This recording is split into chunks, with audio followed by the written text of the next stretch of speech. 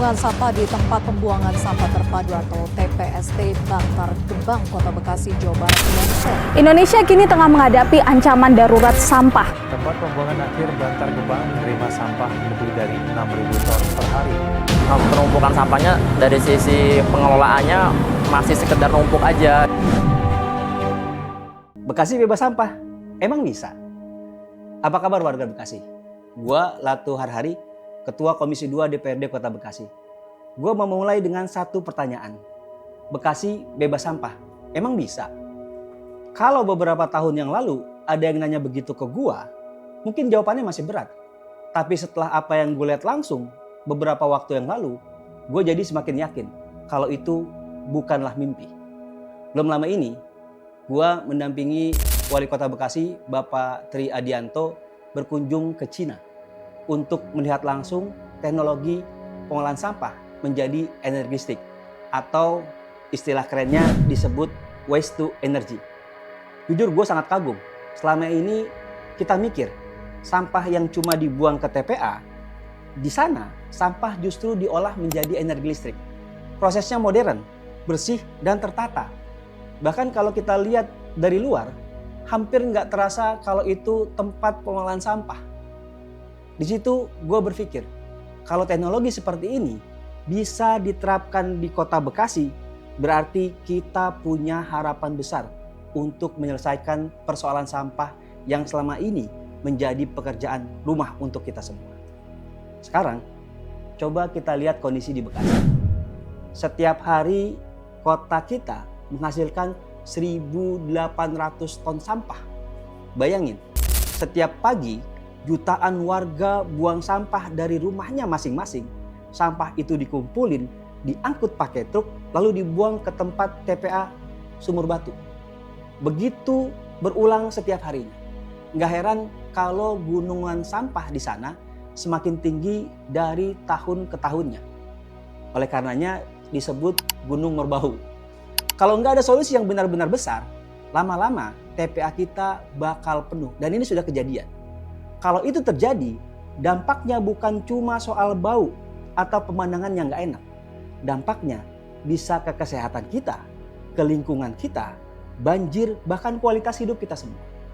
Makanya pemerintah Kota Bekasi sedang mempersiapkan pembangunan pembangkit listrik tenaga sampah atau yang biasa disebut PESEL. Ini bukan proyek kecil. Ini proyek strategis yang didukung oleh pemerintah pusat bekerjasama dengan Danantara dan juga Wangneng Environment. Nantinya fasilitas ini akan dirancang mampu mengolah sekitar 1.500 ton sampah setiap harinya. Artinya, sebagian besar sampah yang selama ini menumpuk di TPA bisa langsung diolah menjadi energi listrik sekitar 18,5 megawatt. Itu hal yang luar biasa. Jadi sampah yang tadinya jadi masalah bisa berubah menjadi suatu hal yang bermanfaat. Lokasinya ada di Ciketing Udik, Bantar Gebang. Lahannya ada sekitar 6,1 hektar. Dan saat ini seluruh prosesnya, persiapannya terus berjalan. Yang menarik, hasil akhirnya bukan cuma listrik. Sisa pengolahannya juga masih bisa dimanfaatkan menjadi bahan bangunan seperti paving block untuk pengaspalan dan produk lainnya yang punya nilai ekonomi. Jadi konsepnya benar-benar memanfaatkan sampah semaksimal mungkin. Tapi gue juga mau ngingetin satu hal. Jangan sampai kita berpikir, oh nanti ada PESEL, berarti kita bebas membuang sampah sebanyak-banyaknya. Bukan begitu.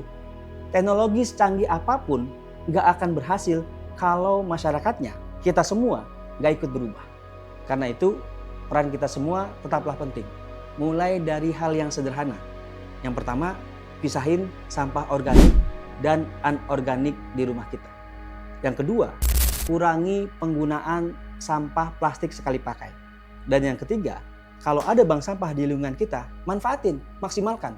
Kalau sampah organik bisa dijadikan kompos, ayo kita olah.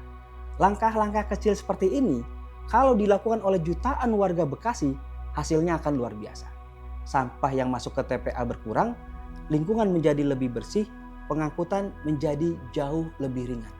Dan yang pasti, kota kita jauh jadi lebih nyaman buat kita tinggali. Gua percaya persoalan sampah nggak akan pernah bisa diselesaikan oleh pemerintah sendirian. Nggak bisa cuma mengandalkan dari DPRD-nya.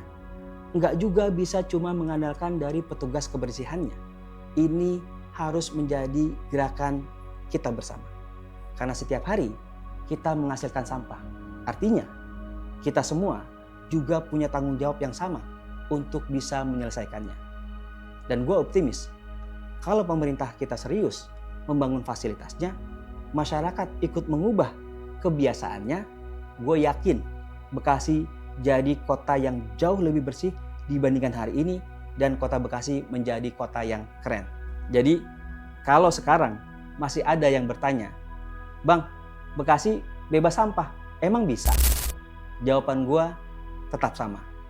Gue yakin bisa. Asal pemerintah, masyarakatnya bisa jalan bareng, karena Bekasi yang bersih bukan cuma impian, tapi sesuatu yang bisa kita wujudkan bersama-sama.